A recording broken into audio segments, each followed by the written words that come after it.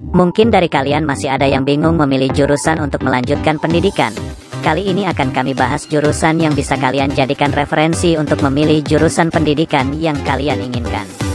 Teknik Kendaraan Ringan Otomotif (TKRO) merupakan kompetensi keahlian pada rumpun program keahlian teknik otomotif.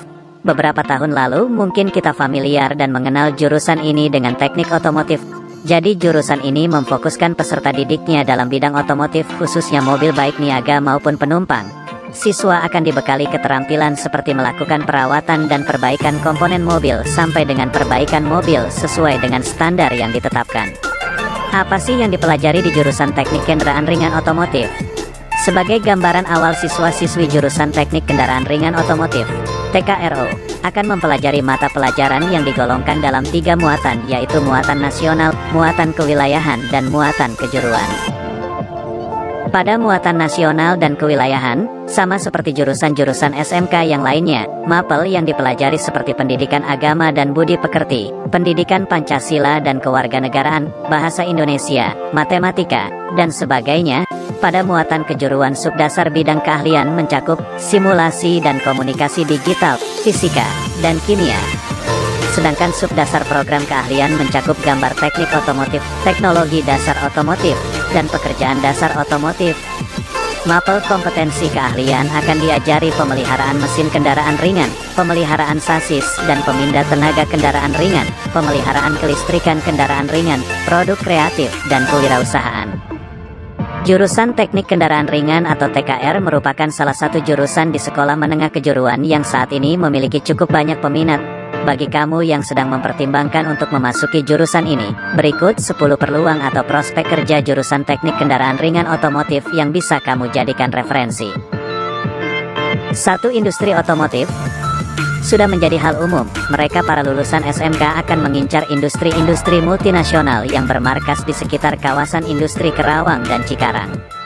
Itu bukan tanpa sebab, perusahaan-perusahaan ini merupakan perusahaan skala besar yang sudah mencakup level internasional, sehingga apabila kita menjadi bagian dari perusahaan ini, otomatis kehidupan kita akan terjamin. Salah satu motivasi terbesar masuk ke dunia industri ini adalah gaji yang bisa dibilang cukup besar untuk kelas lulusan SMK. Gaji yang diperoleh pada industri di kawasan Kerawang paling minim itu di angka UMP setempat. Memang gaji tiap perusahaan juga berbeda, tapi setidaknya ada di kisaran 3 hingga 4 juta untuk gaji pokoknya. Belum termasuk bonus serta uang lembur bagi yang bersedia. Total yang didapatkan bisa lebih dari 5 juta per bulannya meski kita baru bekerja 1 bulan di perusahaan itu. 2. Mekanik.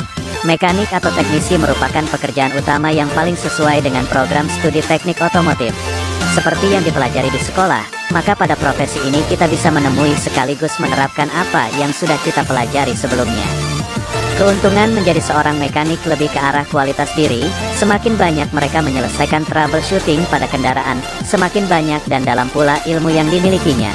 Dan semakin sering ia berinteraksi dengan pemilik kendaraan yang bermasalah dapat memberinya pelajaran tentang customer service yang tidak dipelajari sebelumnya. Gaji seorang mekanik yaitu berkisar 2-3 juta. 3. Karyawan showroom atau dealer.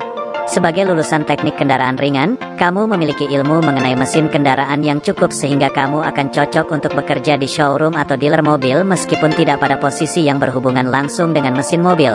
Gaji bekerja di showroom atau dealer adalah sekitar 3-4 juta, belum termasuk bonus apabila berhasil mencapai target penjualan kendaraan. 4. Operator alat berat.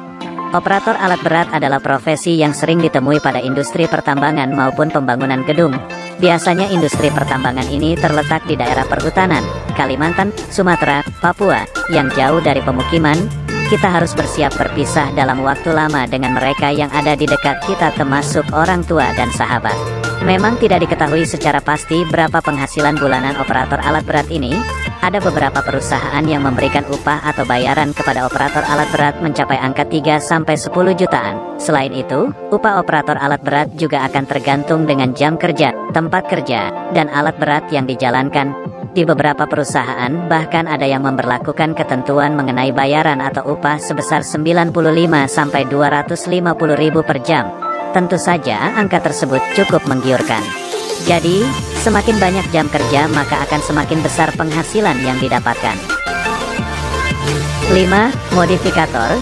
Modifikator adalah orang yang bekerja melakukan modifikasi atau kustomisasi beberapa bagian pada kendaraan sesuai permintaan klien atau pemilik kendaraan tersebut.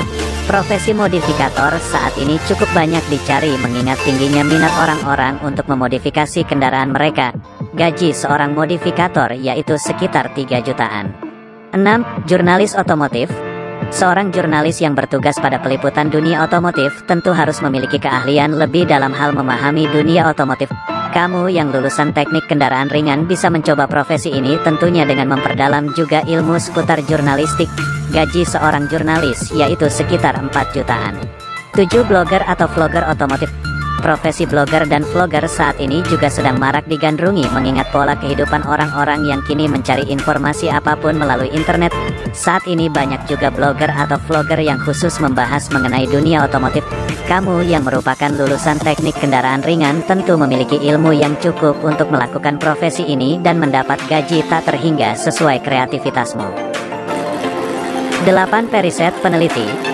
Industri otomotif merupakan industri yang terus berkembang dan selalu membutuhkan riset atau penelitian baru untuk kendaraan-kendaraan mereka. Para lulusan teknik kendaraan ringan bisa memiliki prospek untuk menjadi periset atau peneliti dalam bidang otomotif. Gaji di bidang ini yaitu sekitar 6 jutaan. 9. Tenaga pengajar. Saat ini semakin banyak SMK yang membuka program keahlian otomotif dan membutuhkan tenaga pengajar yang kompeten dalam bidang tersebut. Tentu saja untuk menjadi seorang tenaga pengajar harus mengikuti pendidikan keguruan terlebih dahulu. Kisaran gaji untuk profesi ini sekitar 2-3 jutaan. 10. Wirausaha.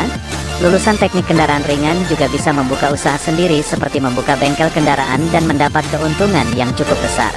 Itulah 10 peluang atau prospek kerja juruan teknik kendaraan ringan otomotif yang bisa kamu jadikan referensi tambahan.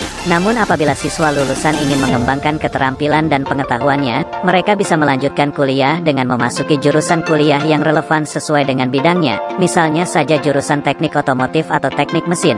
Selain bidang teknik, kamu juga bisa mengambil jurusan lain seperti teknik elektro, teknik industri, teknik refrigerasi dan tata udara, administrasi bisnis otomotif, teknik perminyakan, teknik pertambangan, dan lain sebagainya. Demikian info yang bisa kami berikan mengenai jurusan teknik kendaraan ringan otomotif. Semoga memberikan manfaat dan gambaran kepada kalian.